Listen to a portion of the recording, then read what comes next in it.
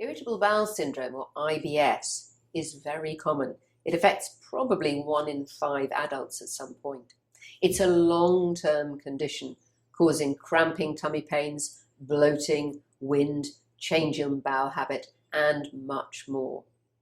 It's what we call a functional bowel disorder. That does not mean that it is all in your mind. But what it does mean is that there's no one bit of your gut which is to blame. If we looked at it under a microscope, no part looks inflamed, but the different bits don't work well together.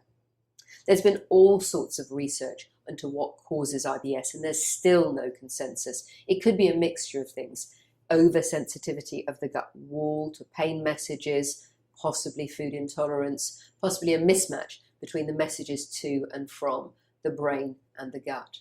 But there's been a huge amount of interest in recent years in what we call the gut microbiome. We have trillions of bacteria in our gut, and we couldn't digest food without them. But the problem is that if the bad bacteria get the upper hand from the friendly bacteria, those bad bacteria can create gas, which can lead, of course, to bloating and pain. Now, with so many possible causes, there are all sorts of treatments. We do know that much of it relates to you looking at your lifestyle. We know that stress makes it worse. Regular exercise can help. Looking at food triggers for you may well make a difference. But we're increasingly looking at this gut microbiome. And that's where we're thinking about things like the low Fodmap diet.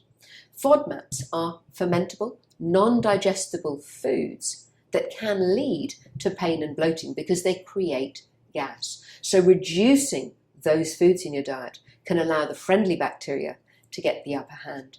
Prebiotics are basically doses of food that the friendly bacteria can feed on, and probiotics are doses of friendly bacteria.